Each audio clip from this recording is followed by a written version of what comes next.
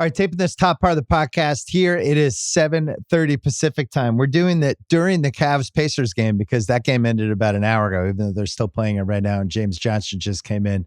The Pacers, 25 assists in the first half, which is a number I did not know was attainable, and they absolutely ran Cleveland off the floor. And just when you thought it couldn't get worse, the third quarter started, and Donovan Mitchell was nowhere to be seen because he apparently hurt his ankle. And the Cavs are now down 3-1, heading back to Cleveland for Game 5. And the Pacers have completely, thoroughly, totally, and unequivocally outplayed them and have momentum. And this is now looking really dangerous, not just for this season, Russillo, for the Cavaliers, but big picture. If you get wiped out like this by the Pacers, I'm not sure what you do heading into the summer. And I'm not even sure what the fixes are. And maybe you look at it and you take a breath and you go, all right, just wasn't our round, I guess. Let's run it back. We won 64 games. I find it hard to believe that's how it would play out because this is really bad how this has played out. Yeah, the assist number at one point, it was 20-2 in team assists. And, they're just flying around. I mean, this game is like overwhelming. I'm still a little in shock. Now, look, two things here. If Cleveland goes 82-0 and they lose this series, do they go 82-0 next year? No one's going to care because people are going to say there's this fundamental flaw with this team. If you're Cleveland, you're going to probably run it back and you'll start to make excuses, which I think are worth bringing up. You go Game 2, we're missing Garland, we're missing Mobley, we're missing Hunter, and you still, if you inbound the basketball, you could win that game. Yep. Mitchell leaves. They weren't coming back in this game, even with Mitchell being out. And you're like, hey, Garland was never really right. Now, I know, I'm not sitting here suggesting that's the only reason you're here, but that's probably what they would do, wouldn't they? I think you're right. But I'm also stunned that it was this much of an ass kicking today because usually Game 4 is what we watched, and which we're going to talk about later in the podcast, that OKC Denver game, where both teams kind of realize the stakes in the moment and what needs to happen. There's a level of intensity and there's a caring that usually exists in a game like this. And from Cleveland, from the get-go, you didn't see it. They weren't rotating on defense. They were just getting sliced and diced on that 3-2 zone. And I think the thing that really stands out to me beyond just the talent and whether this might not be a great matchup for Cleveland, Indy's feisty. They play with a real chip on their shoulder. They've done that all year. They love playing really good teams or teams with great players, with the Lakers, the Celtics, whoever it is. They really come out with their chest puffed out.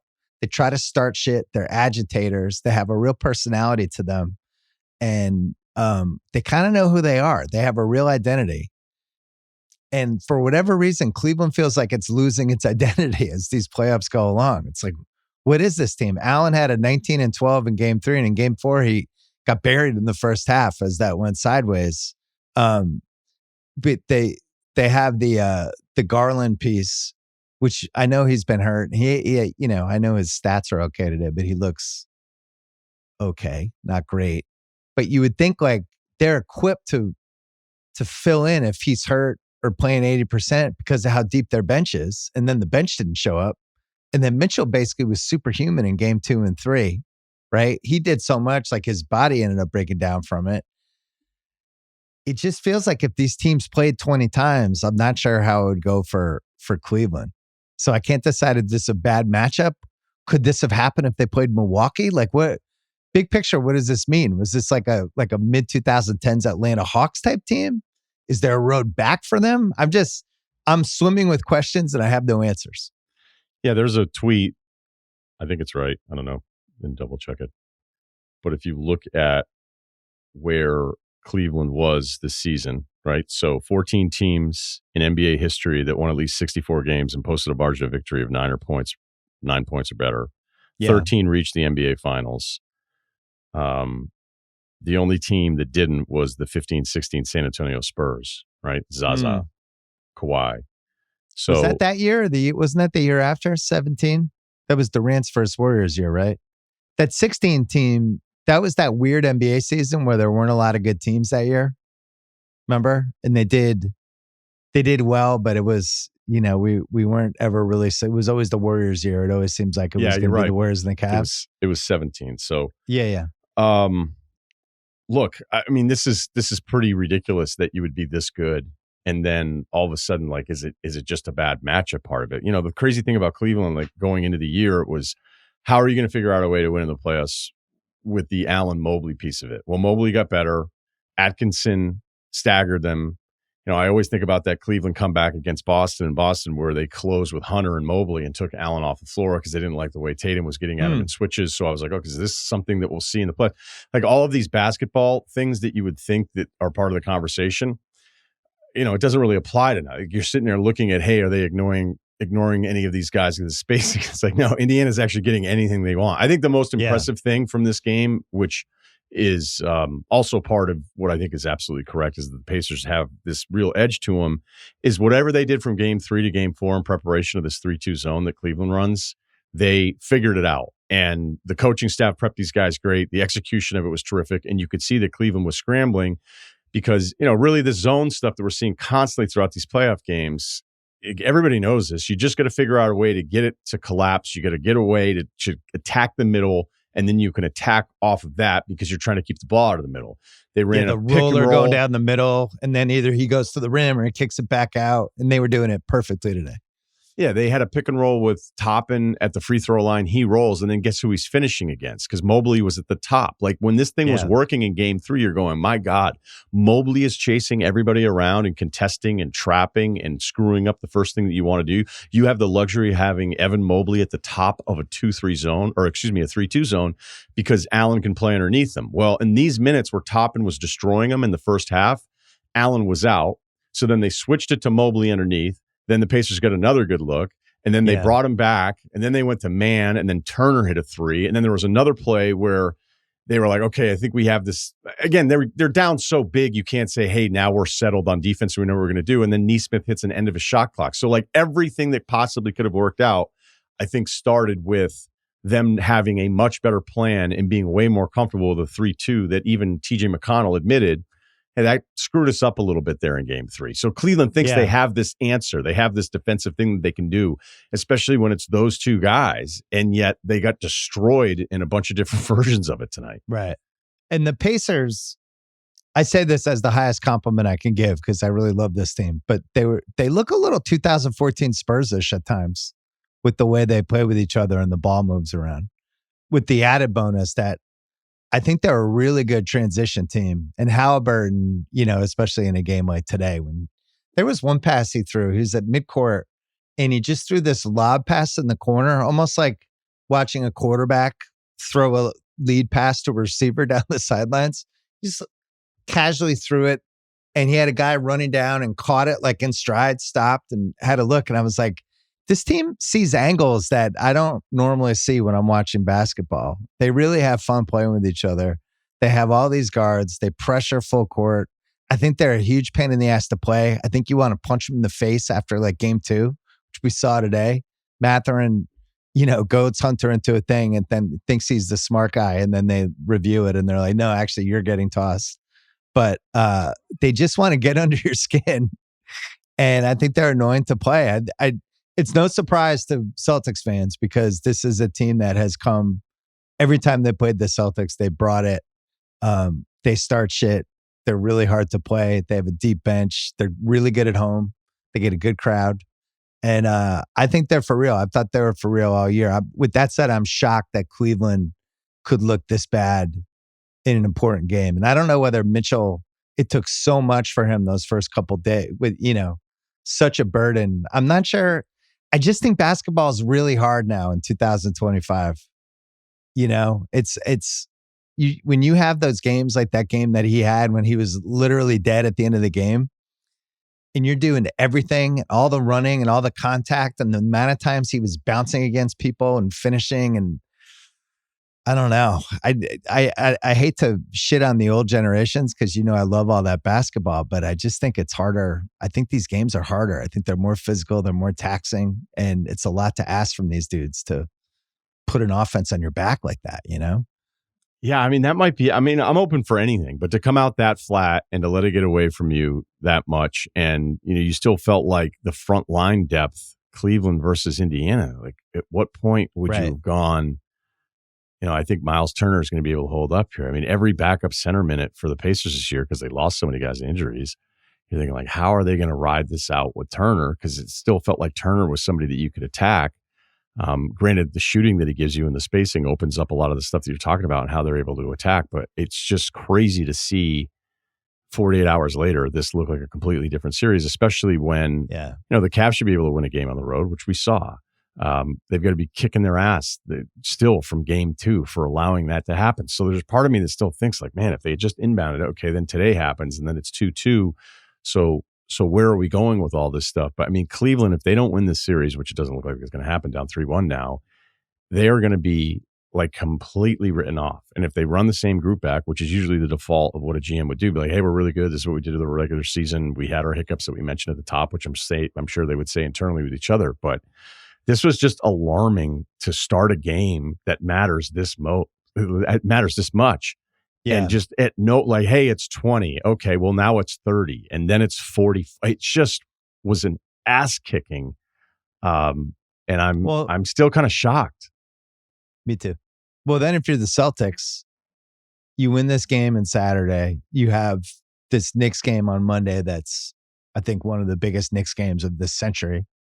But now you're looking at, hey, if we can we've outplayed the Knicks for 93% of this series. Let's take care of business, win 3 more. We're going to have home court for round 3 potentially with Indiana, right? So it goes from, let's even say it goes to 7 and they're able to hold on and beat the Knicks in 7.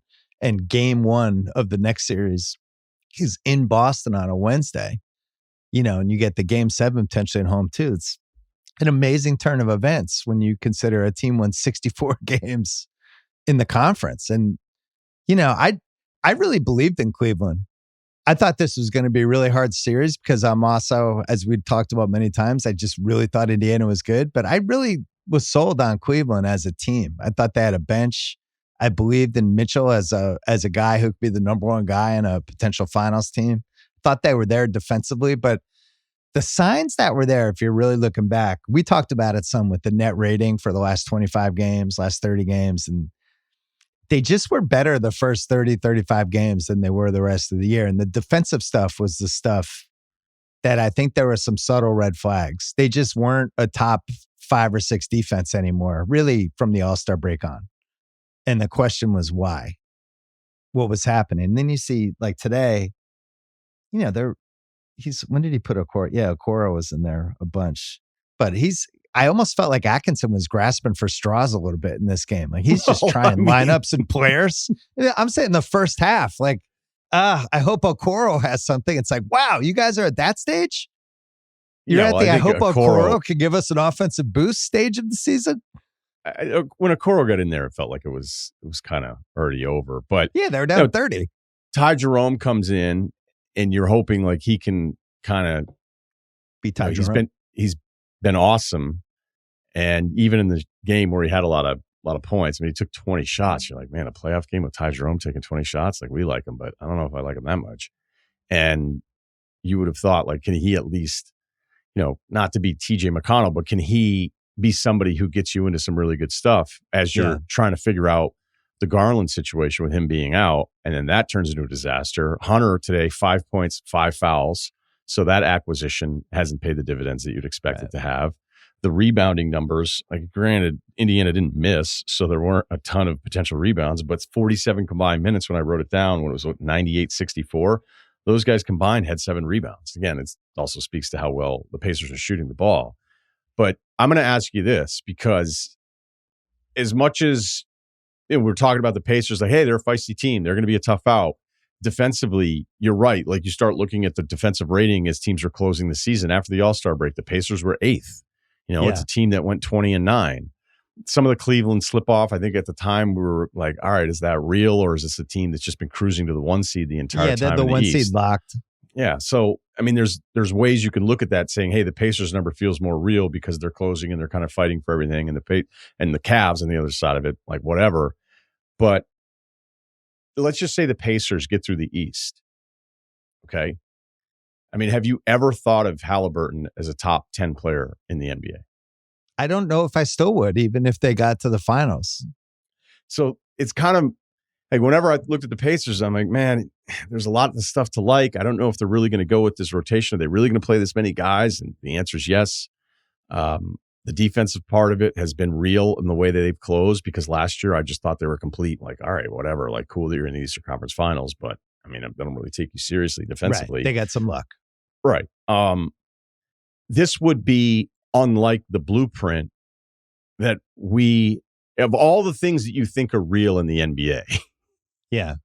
You go, all right, well, who's your best guy? And like, who's your second best guy? The Pacers, even the biggest Halliburton fan, like, don't check that box. And I think that's the thing. That's why the comparison circle is back to. Yeah, but that's why the 2014 Spurs, that's what made me think of, that's what this feels like a little bit, if that's how it played out. Because remember, Duncan's at slightly different stage of his he's at the tail end of a really great career as like a guy who could be a 35-minute a game guy for somebody. Kawhi wasn't Kawhi yet. Then Parker was probably the most talented guy in the team in terms of where he was in his career. Diaw's there. Ginobili's older, but the team made sense when you saw everybody together. And I think Indiana has a little of that. The team kind of makes sense when you watch them. And I do think they have, even though they're not a traditional awesome defense, they do, like, Neesmith's a really good defender. Like, if you're just throwing him on whoever the best perimeter guy is on another team, you can feel pretty good about that, They hit threes and they're deep. And they really like to play with each other. And they really, I feel like, have an identity, which is all I'm looking for when we get to mid-May. Do you have an identity? And that's what's weird about Cleveland is, what's your identity now? Because you're not great on defense. You're very Mitchell heavy. I'm not positive who your best five guys are. Yeah, but we know who their best four guys are. That was the whole point of this team, is we knew who their who's four the fifth were. Guy, though? It's a kind of a big thing because you have two bigs and two smalls, and then it's like, but those DeAndre four, Hunter? I don't know that I'm ready to audit the Cavs and that those four guys just aren't that good now. I mean, who cares who their fifth is when those are your four? I wasn't saying they weren't good. I just don't care who their fifth guy is when it's that good of a four, or at least it's supposed to be that good of a four. Yeah. I think you're right about the Mitchell part of it. Where, I don't know. Do you love the Allen part? I mean, he sucks now. How long's the list? Do you love him though? I think every team would like Jared Allen. Yeah. I don't know. I watched them toe-to-toe against Indiana, and I it's not like I'm like, whoa, there's so much talent. It's not like the Celtics-Knicks series where you're like, what's going on? The Celtics have a better team than the Knicks. How is this happening? I don't know if I feel that way when I'm watching Cavs-Pacers. I don't know how you could feel any other way after what we just sat through for 2 hours. So, I didn't expect you to start sitting here and be like, who's awesome is Jared Allen. I just think that there was like 82 regular season games where this team was historically really good. Now, maybe that's another part of this conversation. Road. Do we care? Doesn't matter anymore. 20-point leads. Do we care about regular season at all? Don't matter anymore. Your net rating doesn't matter anymore. Like, all of these things now, like, are we just going to decide that the things we've always believed in, none of it matters? Because, I mean, Cleveland is checking a lot of boxes being down 3-1 here. It's the part that doesn't make sense to me. It was why I like them as a possible finals team, because I felt like they had all the things I was looking for, except for I wasn't positive who the fifth guy is. But I like Strus. It's like, all right, if he's your fifth guy, and but at least you had a Strus. Gonna have to make some big shots in the corner. I feel like he could maybe do that. Yeah. There was 3 guys, though, you could throw into that conversation of like who would be. Now, granted, you probably wouldn't play Jerome with Garland and Mitchell, but Merrill's played a lot. Hunter is supposed to be better than this. Even Dean Wade, who gets attacked defensively all the time because it's like, oh, I got him, and then he holds up really well. There's a lot of little pieces there that even if you're saying like, hey, I don't know who the fifth guy is, a lot of teams would take all of those options. But this is, look, if with the Pacers, Celtics. Go ahead. It's Pritchard, and then who are my other 4?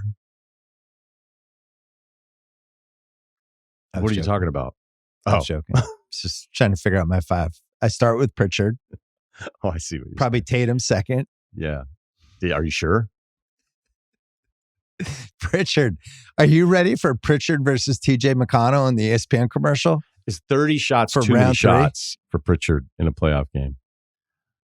How Look, many man, is that? That's like two every 3 minutes. I just can't believe they would come out that bad. Like normally, even if you're going to lose this game, like get it to 12. Get it to 12 a little later. You know, that's usually how these games work. Right. Well, all right. So like you mentioned, I think later in the pod, you mentioned the 64-win Suns team that just got waxed. We had those Hawks teams in the mid-2010s. Like we've seen successful teams crater at the wrong time in the playoffs. And every time it's confusing. The bigger question to me is after it happens, is there a road back?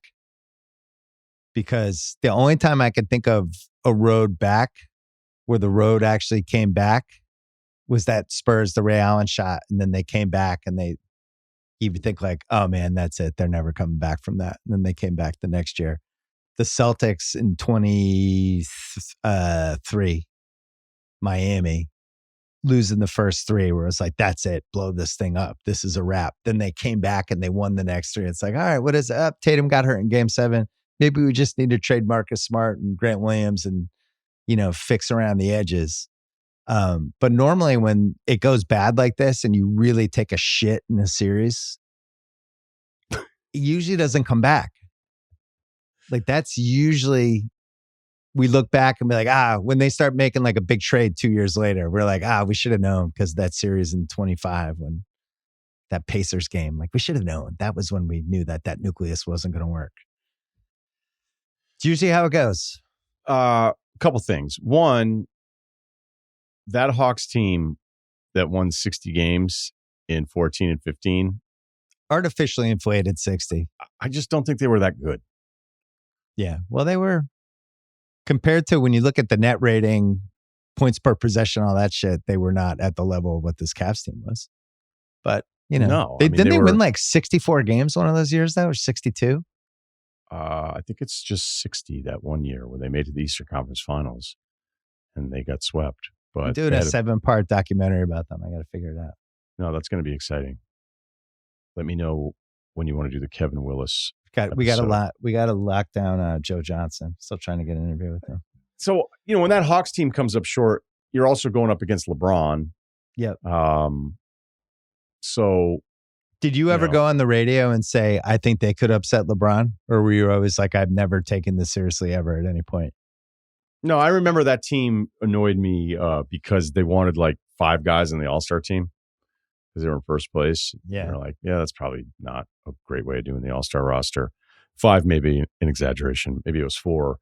But then if you look at the Celtics part of it, I mean, that's why when we're sitting here, like, this is going to be ugly for Cleveland. Like I said, like, it's going to be really ugly going, okay, it goes from, okay, there's a new coach. He figured some things out. They're even better now. Coach of the year type of stuff. And then no one's going to care. No one's going to care about any of it because now they're going to say that this group just is incredibly flawed. Well, and then you have the squandered opportunity of whether the Celtics come out of this round 2 series or not. Either way, it's going to be a 6 or 7 gamer with some attrition. And then Cleveland would have the home court in that one. And Boston's a team they've always played well against, and Mitchell's always done well against the Celtics. Now you're like, well, we blew. Like, what if the Knicks end up beating the Celtics? I'm like, we could fucking play the Knicks in round 3. But the thing is after this series and the way this has looked, they shouldn't be saying that about anybody. True. How healthy do you think Garland is? Give me a percent. Healthy enough to be out there. I mean, he's made some plays, falling down twice, not being touched probably isn't a great time. He fell down and got a foul call in today's game where I'm like, he just fell down. And then he had a play in game 3 where he like lost the ball. He just tried to cut forward and then fell down again. So, I don't know if that's in the flow of the game or whatever, but I thought at least game 3, it's like, okay, he's out there. I don't think maybe he's marginalized a little bit, but I don't, I don't see multiple moments where I'm like, oh my God, this guy shot. I can't believe he's out on the floor. You? I wouldn't say he was skipping around 100%, but he wasn't bad. He wasn't compromised. It didn't really affect either way. I thought it was more the Pacers were just extraordinary and also really seemed to think they can beat Cleveland. That was another lesson in this game. Like they were like, we're fucking beating these guys today. This is happening. We're beating these guys. And I don't know. This might be, the times we've argued about it in the past, but even with the health luck that they had against the opponents during the playoffs last year, just getting to the Eastern Conference Finals and, probably feeling like you were a lot closer with Boston than the series played out. I mean, getting swept kind of separates the men from the boys in those closing moments. You're like, okay, you're not actually at this level despite running around for 2 hours.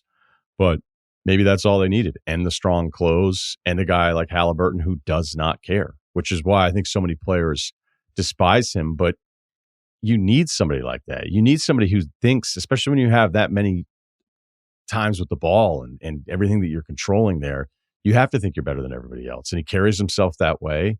And look, I mean, depending on where he is, I think I voted him all NBA. I know it kind of came down to like the last few names. There was like 3 for 1 spot or maybe 4 names for 2 spots. And I know some people are probably split. So I don't know if he's going to make third team all NBA, but I voted for him. I'm pretty sure I did. I kind of forget some of this stuff. You did. I didn't. Okay. I didn't mean to do it to you that way. That's not why I brought it up. I stand by that. It was a regular season vote. I voted for Big Jim Harden over him. Yeah, it's a regular season vote. Do I feel great about it? Not especially. Not right now. No. I don't feel awesome. I'm not going to high five myself in the mirror afterwards. Should the NBA like hit us up a week or 2 into the playoffs and be like, anything you want to tweak? I know they this should isn't give fair. you one mulligan. I swear to God, every time like somebody, it becomes public and then it's like, oh, this guy did this. And sometimes I think it's because the person just does it. And then there's just that moment where you're like, well, somebody left Franz off of all NBA first and second. And then I'm like immediately going back to check my ballot. Yeah. Because you're just horrified that you're going to make some mistake. But I don't think the NBA can go over our ballots and go, are you sure about that, dude? Although I'd love it. What's the weirdest possible finals we can have that actually might happen now? Is it Indiana and Minnesota? Golden State in Minnesota. Or excuse me. Well, what's the weirdest possible? Well, weirdest possible that could actually happen? Like that could actually happen. Yeah. Indiana, Minnesota is a finals that could actually happen. Wouldn't Denver Pacers be weirder?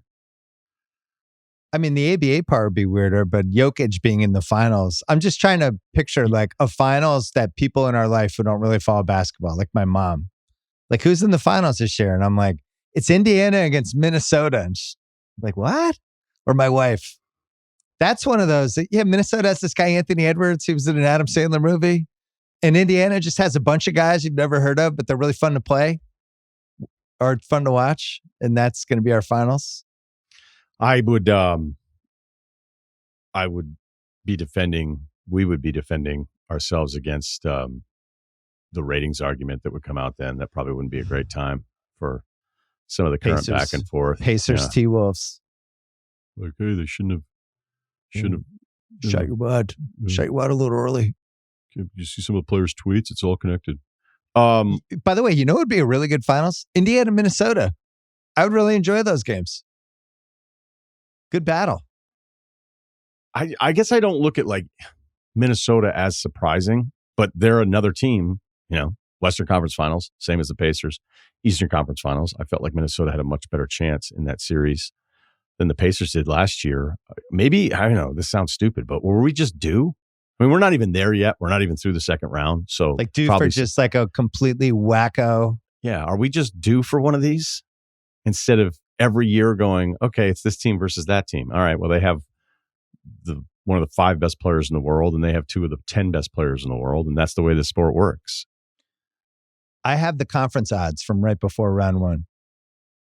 In Indiana, I thought was a great bet, and I actually had that in my picks. Indiana was 28-1 to win the East, which I thought those are like just great odds. Not saying it's going to happen. It's just 28-1 playing Milwaukee in round 1. It's just good odds. Minnesota was 20-1 to win the West, right? And if you looked at that one, kind of the same thing where you go, all right, well, if they get through round one, they're playing the winner of Houston Golden State in round two. They could potentially win that. And then who knows? They love playing OKC. But anyway, 28-1 versus 20-1 would be a very, very high parlay if you did that one on FanDuel. Denver Cavs was cut it to 15-1. By the way. Did they really? Yeah. So maybe Should some we pause momentum. the pod? Cleveland was plus 185 to win the conference. And the Celtics were minus 145, and the Knicks were 12-1. Some tough birthday minutes. All right. I'm way more nervous about the Celtic game now since we did the pod, which hasn't even been on the people listening. We haven't even gotten to that yet. It's about 40 minutes from now. But I started thinking about this Indiana game made me now nervous that you always think you know what's going to happen again. It's like game 4. It's going to be a slugfest. Everyone's going to show up. And then I watch this. I'm like, all right, now I'm nervous again. I don't know what to expect anymore. I mean, it's just, is it the most impressive win of any game in the playoffs so far? Right. Well, mainly because it feels like they kind of broke the Cavs. I think that was the more impressive part. They broke me a little bit. Whoa. It's like one of those football games where like the Cowboys lose 47-17 in round 1. You're like, oh my God, you didn't just lose. Like, I don't even know what you should do this summer now.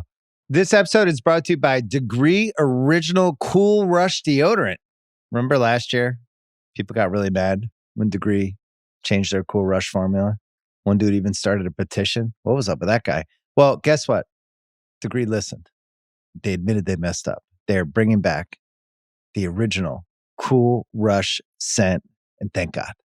You've got to love when a brand can own its mistakes, and it's in Walmart, Target, and other stores right now for under $4. Grab some. Find out why it's been the #1 men's antiperspirant for the last decade. By the way, you should put that on, especially we're about to hit the summer. It's getting sweaty in the summers. The original Degree Cool Rush is back, and it smells like victory for all of us.